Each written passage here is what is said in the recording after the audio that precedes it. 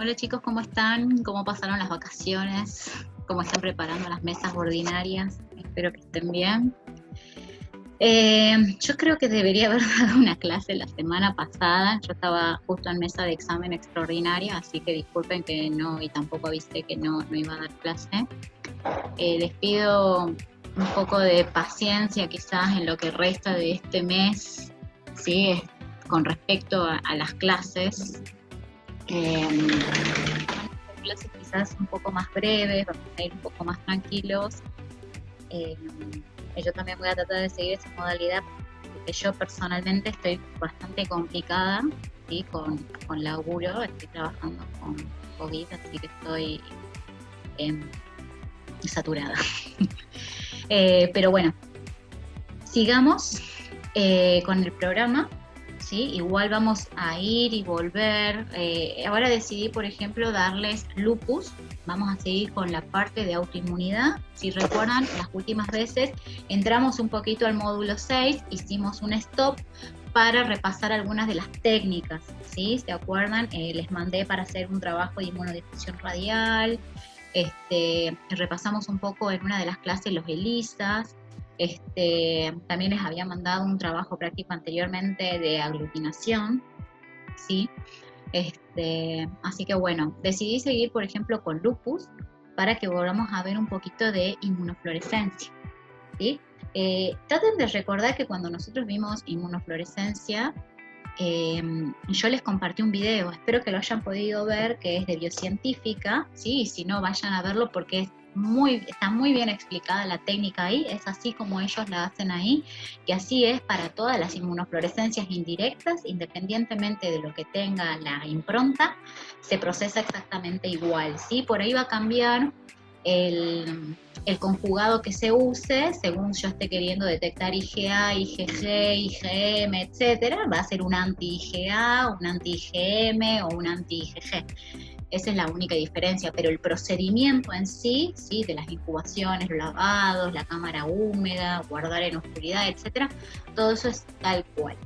Entonces vamos a ver, y por eso elegí seguir, por ejemplo, con lupus, porque para lupus, si bien se hacen otras técnicas más, la más importante es una inmunofluorescencia, ¿sí? No es la única, ¿sí? Para el diagnóstico de lupus hay que juntar varios criterios, pero bueno, la parte de inmunología y el diagnóstico a través de la inmunofluorescencia indirecta, ahora vamos a ver en qué tipo de improntas, son muy importantes, ¿tá? Bueno, por ahí ustedes conocen algo de lupus o les suena ya el lupus, porque hay campañas de lupus, ¿sí? Es una de las enfermedades autoinmunes que están más difundidas, ¿tá?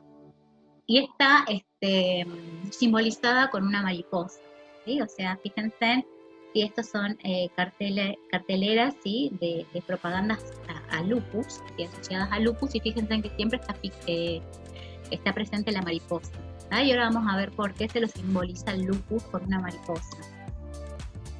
Bueno, veamos. ¿Qué es el lupus? ¿Se acuerdan que cuando vimos y yo les mostré un poco de la parte de autoinmunidad, nosotros dijimos que teníamos enfermedades autoinmunes que podían ser órgano específicas, ¿sí? O sea, atacar un cierto órgano o tejido en particular, ¿sí? Vimos algunos ejemplos, y después hay otras que son de tipo sistémico, ¿sí? O sea, que van a afectar varios órganos, no tienen un target específico. ¿Ah? Bueno, el lupus eritematoso sistémico, LES o lupus, ¿tá? Las siglas para el lupus eritematoso sistémico son LES, ¿sí? Esta es la otra forma en la que lo van a encontrar. Es una enfermedad autoinmune, como dice ahí, pero que es no órgano específica, ¿sí? Es de tipo sistémica, va a afectar diferentes órganos, ¿sí? Varios. Bueno, a diferentes tejidos, y es una enfermedad de lo que se llama el tejido conectivo, ¿tá? Bueno, va a afectar órganos, tejidos y células, ¿sí? Por la presencia de diversos autoanticuerpos y complejos inmunes, ¿sí? O sea, estos anticuerpos por un lado hacen daño ellos mismos, por otro lado porque forman inmunocomplejos y esos inmunocomplejos se depositan, etc.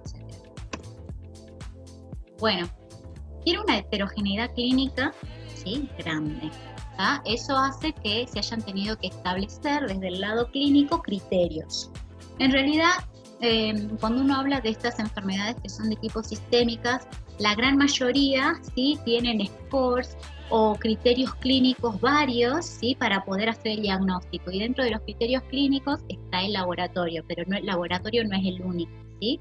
Hay otros criterios y otros estudios más complementarios que hay que hacer para finalmente a la persona ponerle el sello de ustedes lupus, ¿no? Bueno, de los cuales 4, ¿sí? De esos 11 criterios clínicos que existen son necesarios para el diagnóstico de lupus, ¿tá? El compromiso de órganos vitales como cerebro, riñones, sangre, ¿sí? Son importantes, ¿sí? Son los que generan las complicaciones en el lupus. Y hay que tener en cuenta, yo creo que ya les había mencionado, que las enfermedades de tipo autoinmune afectan más a las mujeres que a los hombres, ¿ah? Y en su mayoría, lamentablemente, mujeres en edad fértil, ¿ah?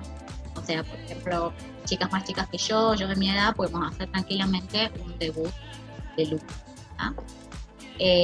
Bueno, todo esto hace, por la cantidad de afecciones que puede generar, así como como el margen etario que afecta, ¿sí? Que sea necesario un esfuerzo por lo que sería el desarrollo del diagnóstico y terapias efectivas, ¿sí? ¿Por qué? Porque si afecta a gente joven, es una enfermedad crónica de por vida, entonces hay que buscar un buen tratamiento que no le genere tantos efectos secundarios a lo largo de la larga vida que le queda a la persona, ¿no? Como les dije, es no órgano específica, sí, va a afectar diferentes órganos, y la prevalencia de esta enfermedad es de 20 a 150 casos cada 100.000 habitantes.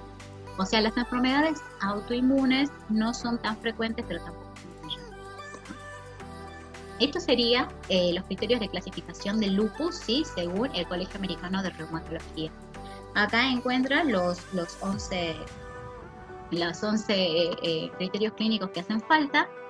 Unos de ellos son, por ejemplo, el eritema malar, el rash discoide. Ahora vamos a ver algunas imágenes, ¿sí? Son manifestaciones más que nada de tipo cutáneas, ¿sí? Fotosensibilidad, ¿tá? O sea, las personas que tienen lupus no se pueden exponer tanto al sol, y si lo hacen es bueno que lo hagan con protectores solares como corresponde, ¿sí? Porque suelen tener fotosensibilidad, ¿sí? Generan erupción cutánea por la exposición al sol.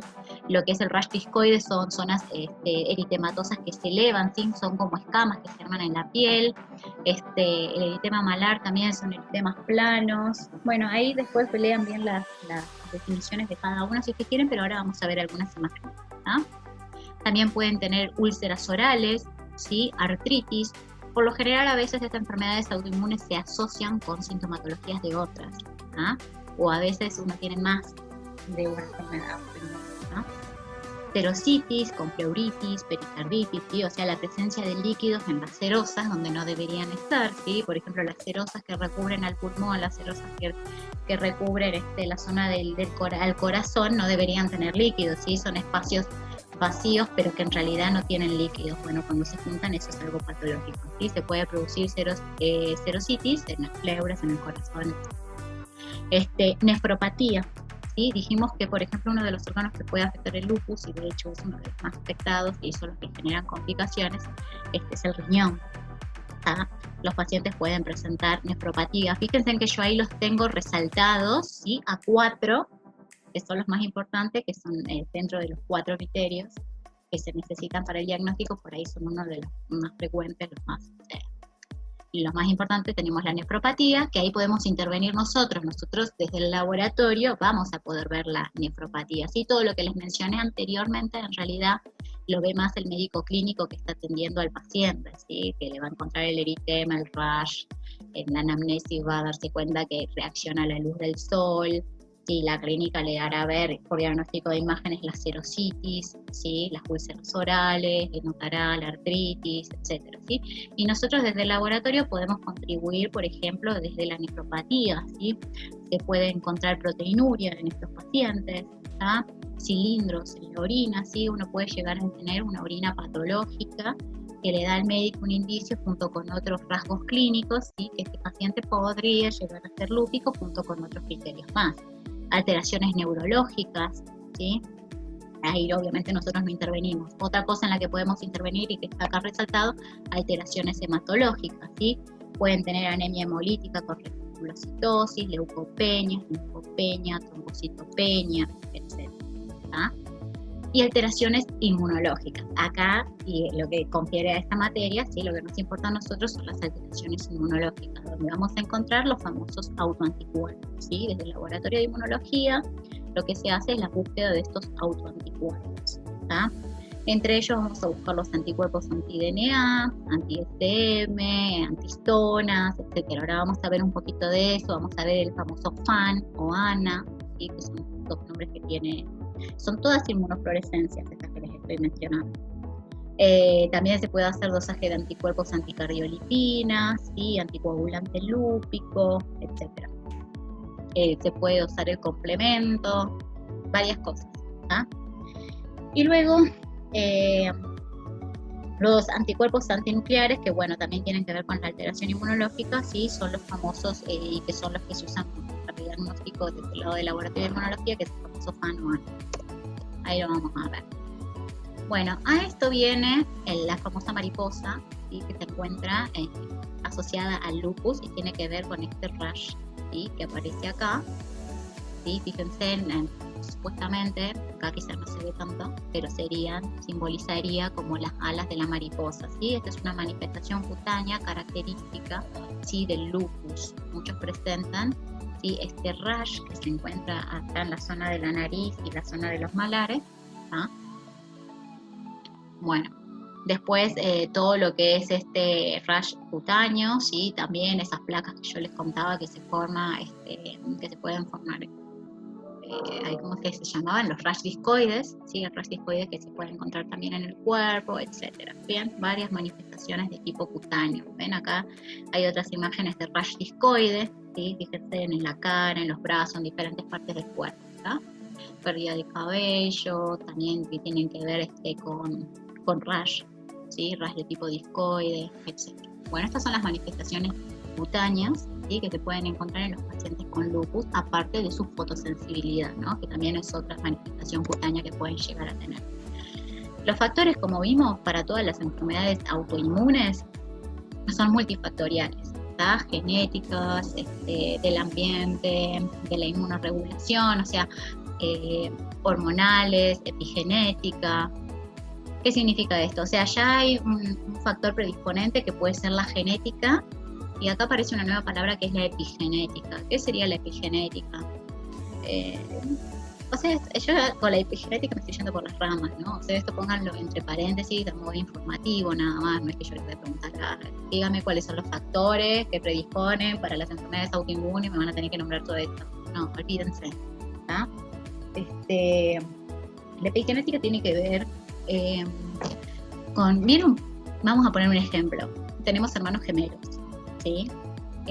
Genéticamente son idénticos, ¿verdad? Por algo son gemelos.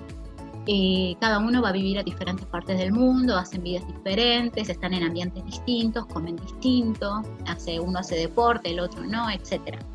Bueno, cambia su epigenética. ¿Qué significa esto? Nuestros genes, ¿sí? se regulan por ciertos mecanismos que hacen que ciertos genes nuestros se expresen más, se expresen menos, dejen de expresarse, etc. ¿Sí? Y todo esto tiene que ver a veces con el ambiente que nos rodea y las cosas que hacemos y no hacemos. Ahí se descubrió, por ejemplo, en hermanos gemelos, que son genéticamente diferentes, que esos marcajes de ciertos genes que están activados, desactivados, etc., cambian, ¿sí? O sea que a lo largo de su vida, si bien su genética de base es exactamente igual, la activación y desactivación de ciertos genes va a variar según el ambiente y el tipo de vida que lleve. O sea que esos gemelos, si bien son genéticamente idénticos, no significa que estén expresándose genéticamente de la misma manera.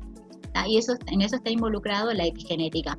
Esa es una forma así como súper global de mencionar un poco la epigenética, pero sería eso. O sea, tiene que ver un poco con la genética y el ambiente, ¿sí? Como que juntemos las dos y ahí tenemos la epigenética. ¿Ah?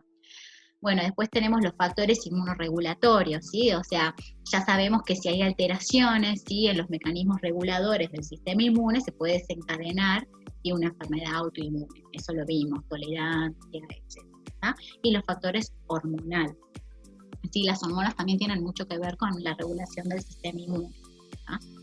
Así que bueno, ¿Qué pasa con todo esto? Se pueden generar autoanticuerpos, ¿sí? Linfocitos autorreactivos que también pueden estar presentes, formación de inmunocomplejos, alteración en la producción de citoquinas, ¿sí? Y todo ese combo puede afectar a diferentes órganos, riñón, piel, pulmón, cerebro, corazón, ¿sí? Esto es lo que se estaría dando en el lupus, ¿tá? Los factores genéticos son diversos, ¿sí? Y por eso las manifestaciones clínicas también pueden ser muy diversas.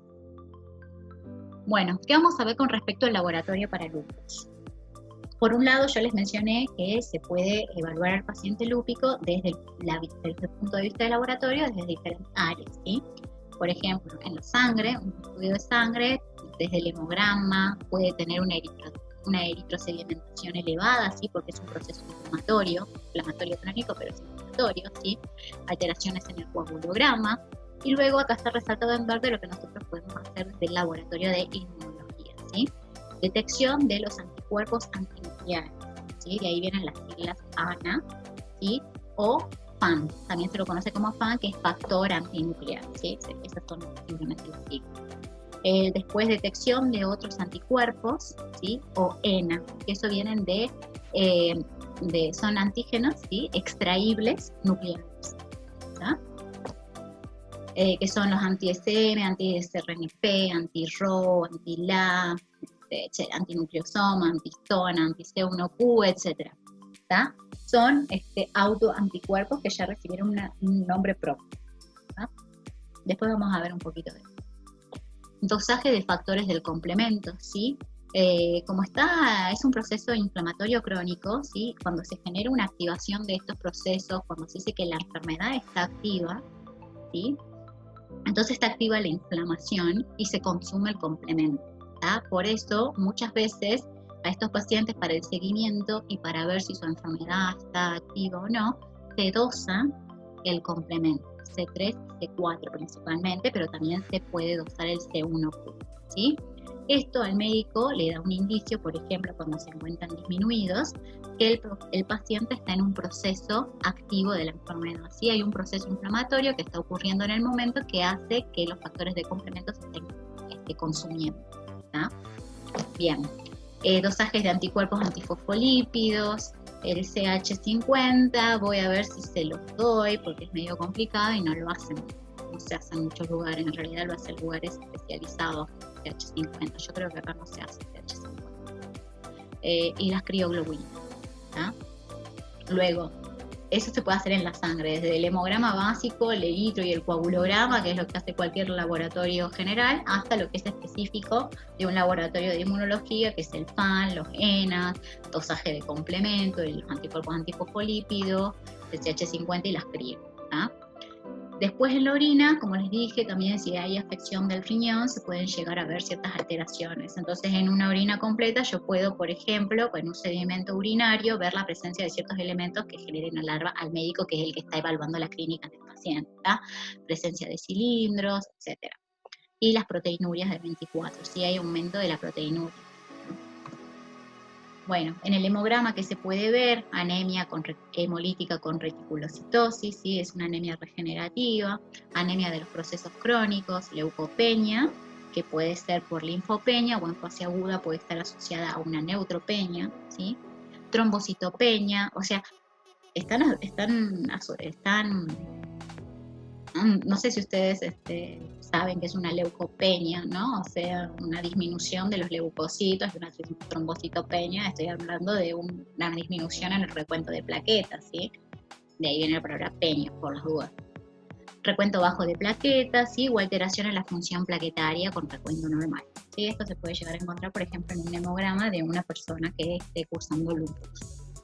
Pero ahora vamos a lo nuestro. Los anticuerpos antinucleares, ANA o FAN. Fíjense en esta imagen, ya están viendo que es una inmunofluorescencia. Es una inmunofluorescencia de tipo indirecta, ¿tá? Esta clase va enfocado a esto, más que nada. Bueno, tiene unos patrones muy característicos, ¿sí? Esto de hecho cuando se ve, están hechas en unas improntas muy particulares, ¿sí? Vamos a ver si lo puse, sí. Este tipo de técnica, el FAN o el ANA, se lo usa como una técnica de screening ¿sí? Para diferentes enfermedades autoinmunes. ¿tá? Diferentes enfermedades se van a asociar con un patrón diferente en el FAN. Ahora vamos a ver qué es esta impronta y por qué sirve para un screening, ¿sí? Bueno, esto es lo que les estaba mencionando. Todas las enfermedades autoinmunes del tejido conectivo no órgano específicas, como es el caso del lupus, sí se caracteriza por la presencia de autoanticuerpos dirigidos contra lo que se llaman antígenos nucleares y citoplasmáticos y del uso mitótico. ¿tá? O sea que tenemos que acordarnos un poco de cómo era el ciclo celular. No sé si ustedes vieron el ciclo celular en alguna materia anteriormente, ¿sí? Bueno, la evaluación de un paciente que tiene sospecha, ¿sí? de enfermedad del tejido conectivo, acá estamos hablando en general, diferentes enfermedades del tejido conectivo, dentro de las cuales se encuentra el lupus, ¿sí? Depende de, por un lado, la sospecha clínica inicial, ¿sí? que lleva a que yo diga, puede llegar a ser tal cosa. ¿tá? La historia clínica y familiar, ¿sí? por lo general, como les dije, hay un factor genético. Por ejemplo, mi mamá es lúpica, hay chances de que yo también lo sea, ¿tá? y más si soy mujer. Y exámenes de laboratorio que puedan llegar a despertar la alarma, ¿sí? en el médico y después lo asocia a la clínica. Y bueno. Se considera el método de elección, el FAN o el ANA, ¿sí? para hacer un screening y cuantificación de anticuerpos antinucleares ¿tá? por inmunofluorescencia indirecta. Y se utiliza como línea celular a la HEP2. ¿sí? La línea celular, esta impronta, ¿sí? es una impronta de una línea celular que se llama HEP2, ¿tá? que son células epiteliales humanas provenientes de un carcinoma de laringe. ¿sí? Eso es lo que está pegado en la impronta. Bueno, esta es la clásica técnica de la IFI, ¿sí? Acá tienen el link para YouTube, que yo ya se los pasé en algún momento, ¿tá? Lo buscan y si no lo tienen me lo piden, ¿tá? Es de biocientífica, está súper claro cómo se realiza. Acuérdense que se diluye el suero del paciente, hay que ver en cuánto hay que diluirlo según la técnica que yo esté haciendo, ¿tá? Por ejemplo, para FAN se arranca de una dilución 1:80, ¿tá? A partir de ahí comienzo a hacer el ensayo de FAN. ¿tá? Por ejemplo, hay otras que parten de una dilución 1:10. Hay otras inmunofluorescencias que parten de una dilución 1:20. ¿tá? Por eso, una dilución del suero, yo no les voy a decir tanto porque depende de lo que yo esté haciendo, ¿tá? Pero siempre se diluye el suero, ese suero diluido, yo lo pongo en la impronta, ¿sí? En el pocito ese, coloco, incubo en cámara húmeda, acuérdense que esto siempre se incuba en cámara húmeda, ¿tá?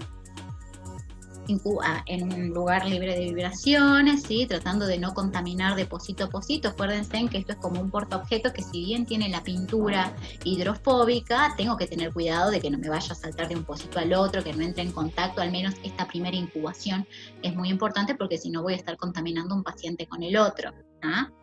Por eso les digo, vean el video porque todo esto lo hice. ¿ah? Bueno, se incuba, después se hacen los lavados con PBS, ¿sí? Y se agrega finalmente el conjugado, ¿sí? Que el conjugado será un anti-IgG o un anti-IgM, un anti-IgA, según qué es lo que yo esté haciendo. ¿tá? En este caso, para los ENA o FAN, se usa un anti-IgG, ¿sí? Yo voy a estar viendo anticuerpos de isotipo IgG. ¿tá?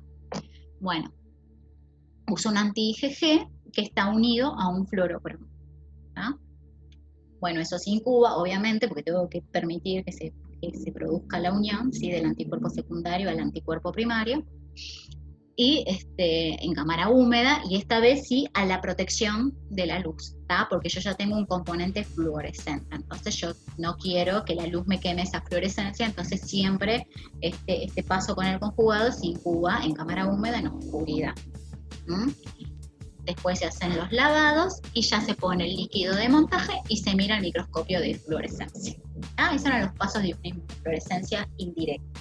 ¿tá? Incubo con el suero, lavo, incubo con el conjugado, lavo y miro el microscopio. Esto es un consenso que se hizo acá en Argentina, ¿sí? de estandarización de determinación de anticuerpos antinucleares por inmunofluorescencia indirecta para G2. Ya es un consenso medio viejito, pero bueno, hasta hoy en día se sigue usando el mismo. Acá les presento las improntas G2. Son un tipo de célula particular, ya les dije que son células humanas provenientes de un carcinoma laríngeo, ¿sí? Esto se hace cultivo celular, ¿no? Se hace un cultivo y luego cuando llegan a un cierto, una cierta cantidad se los pone ya en estas improntas y así es como luego ellos las fijan, ¿sí? Esto ya me viene a mí preparado, ¿sí? Yo lo compro y ya las improntas están hechas, ¿sí? Yo no las incubo, yo no las armo, ¿tá? Bueno. Como les dije, son células de cultivo neoplásico provenientes de carcinoma laríngeo epitelial, ¿sí? Utilizadas en investigación científica y como sustrato de varios test comerciales para anticuerpos antinucleares. ¿Qué era lo que yo les quería? Bueno, no lo tengo anotado, pero este tipo de cultivo se hace de una forma particular. ¿Y por qué se eligen estas células específicamente y no otra célula como una célula epitelial? ¿Sí? Porque estas células tienen una relación, y escuchen bien esto, tienen una relación núcleo-citoplasma muy parecida. ¿Qué significa esto? Que el núcleo es grande, por lo cual yo voy a poder ver bien, ¿sí?, los diferentes estadios del ciclo celular, y a su vez el citoplasma también es grande. Entonces yo voy a ver bien las estructuras que se marquen en la zona del citoplasma celular, como voy a ver muy bien las zonas que se marquen en la zona del núcleo celular, ¿sí? Yo voy a tener patrones, por eso necesito ver muy bien el núcleo y necesito ver muy bien el citoplasma, ¿sí?, para yo darme cuenta qué es lo que estoy viendo. Y a esto me refiero con patrones, ¿sí? Vamos a ver marcajes de fluorescencia que se dan en el núcleo y otras fluorescencias se marcan en el citoplasma, otras fluorescencias se pueden marcar en la zona del nucleolo, otras se relacionan con la mitosis, ¿sí?, etcétera.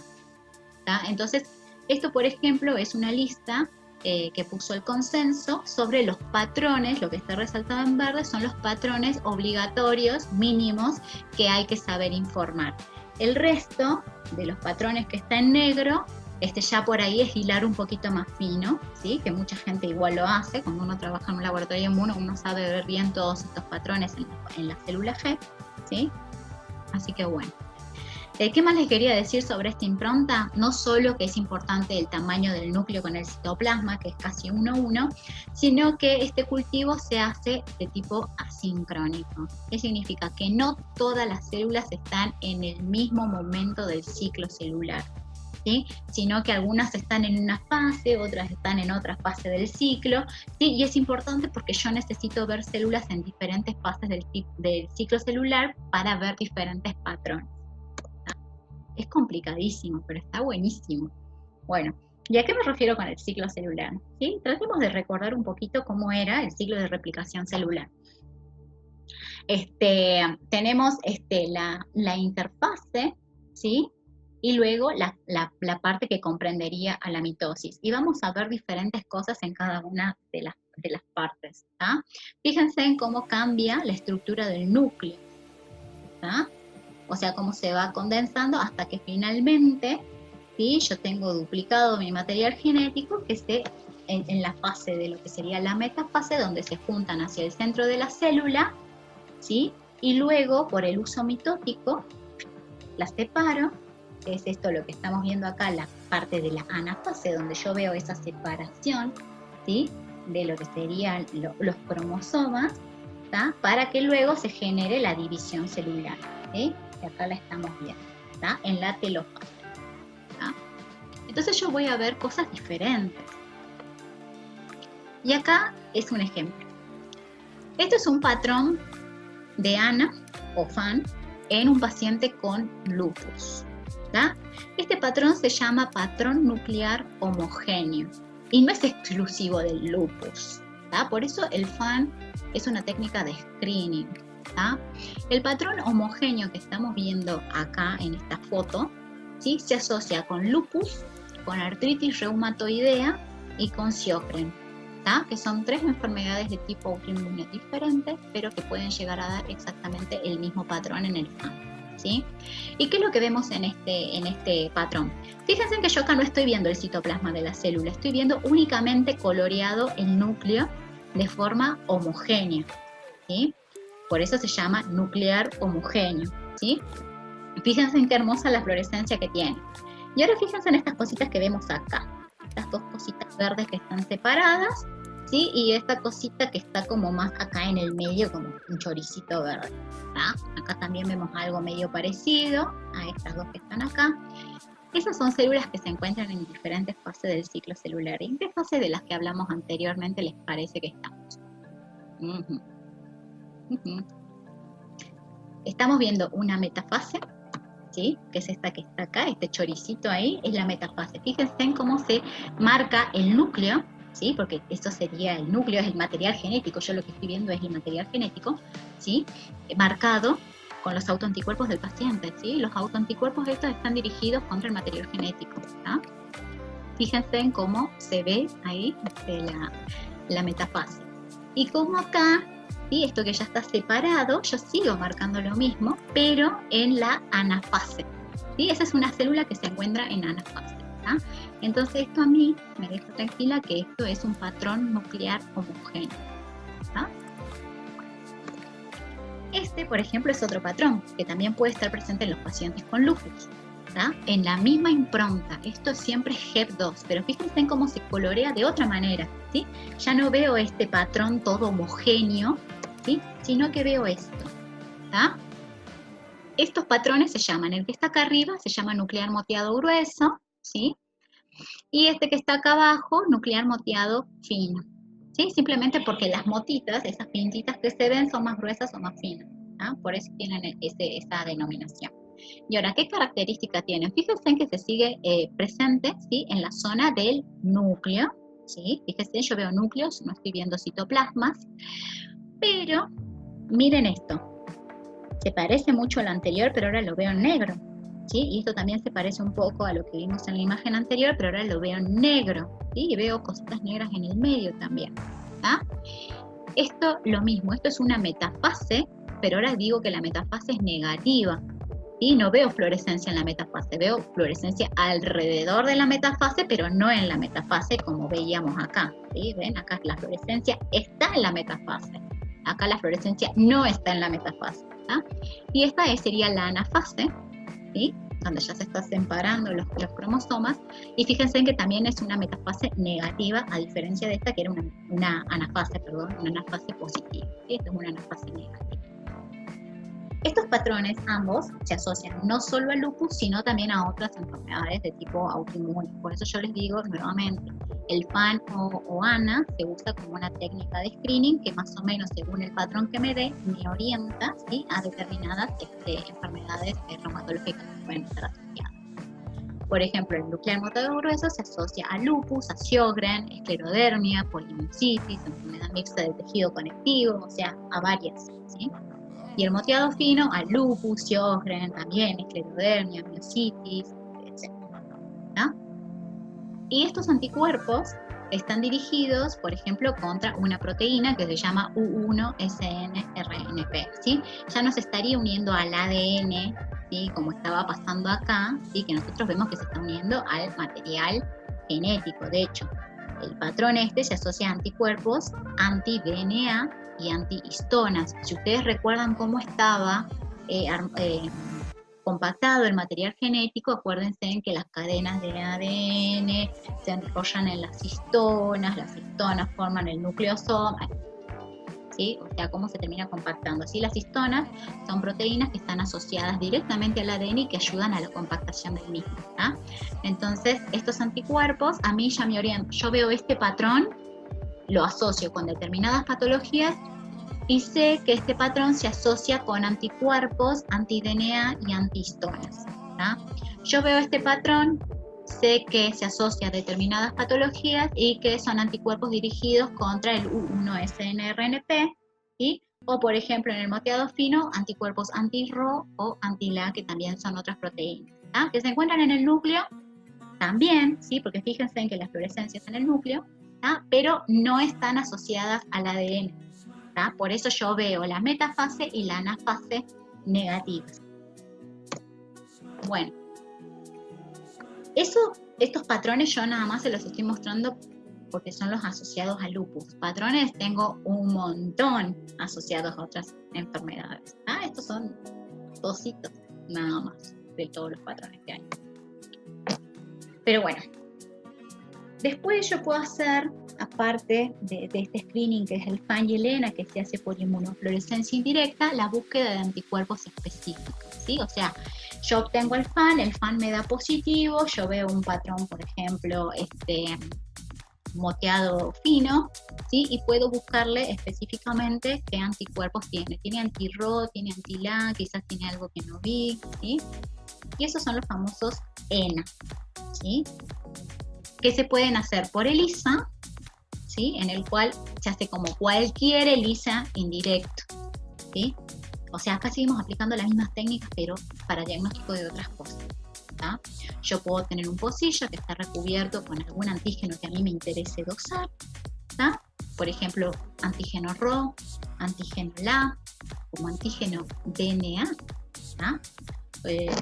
Histona, ¿sí? Algunos de los que mencionamos en las diapos anteriores, ¿tá? Lo incubo con una dilución del suero del paciente, ¿sí? Después se lava, se agrega el conjugado, un anti-IgG sería en este caso, se incuba, se lava, le agrego el sustrato, ¿sí? Eso lo incubo un determinado tiempo, y finalmente la solución de stop, ¿sí? Y leo el ELISA, como cualquier ELISA indirecta, ¿tá? Sino que le va a dar un nombre a mi anticuerpo. Yo tengo un FAN, el nuclear homogéneo, y con un anticuerpos antihistona de tanto. ¿Ah? Lo que no les mencioné es que el FAN se titula, ¿sí? Por ejemplo, yo veo esta intensidad de fluorescencia y yo le digo, este FAN es fácil 1 en 1024. ¿Ah? O sea, yo parto de una dilución, yo les dije que para el FAN o ANA se parte de una dilución 1 en 80. Todo lo que sea menor a 1 en 80 se considera negativo. ¿Tá? La dilución para pediátrico, por consenso, es 1 en 40. ¿Tá? Pero para adulto es 1 en 80. Igual las enfermedades de este tipo reumatológicas son raras en pediátricos, ¿sí? Son más frecuentes en adultos, así que la gran mayoría siempre van a ser diluciones 1 en 80, es lo que dice el consenso. ¿Tá? Las fluorescencias que uno observa en estas improntas tienen que ser fluorescencias así, que sean verdes, un verde manzana bien intenso. A veces uno ve cosas medias como que un verde musgo, podríamos decirle, medio feo, con un patrón que no está bien definido, y eso es un negativo, ¿sí? Es un pegado inespecífico que se puede llegar a dar, ¿tá? Pero es importante el título, ¿sí? Esto siempre parte, el FAN o ANA, hablando de esto específicamente, siempre se parte de una dilución 1 en 80, ¿sí? Si a mí me da positivo, por ejemplo, pongámosle, ustedes me traen la impronta, yo la veo y veo esto, ¿sí? Al microscopio, yo les voy a decir, chicos, necesito que me hagan diluciones para poder yo ponerle un título. Y les voy a decir, no sé, háganme una dilución 1 en 320, 1 en 640, 1 en 1280. ¿Tá? Entonces vuelven a repetir la IFI con todas esas diluciones del paciente. ¿Tá? Yo voy a mirarlo al microscopio y la última dilución que yo vea como positiva va a ser el título. ¿Tá? Obviamente, un paciente que se encuentra en una enfermedad, en un proceso activo, va a tener el título de anticuerpos más alto. ¿Ah? Bueno, otro método por el que se puede confirmar o se pueden ver estos ENAs de los que estábamos hablando hace rato, uno que les dije que era por ELISA, otro es un LIA, un ensayo inmunolinear. Esto no lo vamos a ver, esto es lo que les estaba hablando del nucleosoma, etc. Hoy vamos a llegar a ver hasta acá nada más. Un LIA. Estas son unas tiritas de nitrocelulosa, ¿sí? Estas tiritas, lo que tienen pegado, yo esto siempre lo explicaba en el pizarrón, yo no lo tengo. Estas tiritas lo que tienen pegado a lo largo son diferentes antígenos, ¿sí? O sea, le pegan esta tira, pongámosle en esta línea, yo le pongo antígeno RO. En esta línea yo le pongo antígeno LA. En esta línea se le puso U1-SNRNP. ¿Ah? En esta se le puso, ay, ahora no se me viene ninguna a la mente. Ay, se me fueron los ENA de la cabeza. Bueno, le pongo otro ENA, ¿sí? Acá. Esto ya viene totalmente comercial y a mí me dice en cada ubicación qué antígeno tiene pegado. ¿Tá? Esas tiritas, así como vienen, yo agarro. ¿Vieron cómo son? No. Bueno, no importa. Son unas tiras, ¿sí? Que ya vienen con todo eso. Obviamente no se ven esas líneas, yo no las veo, son unas tiras blanquitas, ¿sí? Que yo las pongo a incubar con una dilución del suero del paciente. Todo es igual, pero en otro formato. Pongo eso a incubar con el suero del paciente. Voy a tratar de buscar video o una forma más gráfica de volver a explicarle esto en las clases que viene. Pongo a incubar eso, ¿sí? Con una dilución del suero del paciente. Hago los lavados y agrego el conjugado, ¿sí? Que en este caso el conjugado tiene, también es tiene un marcador enzimático, ¿sí? Es como si hiciera una ELISA pero en una tira en lugar de en un pocillo, ¿tá?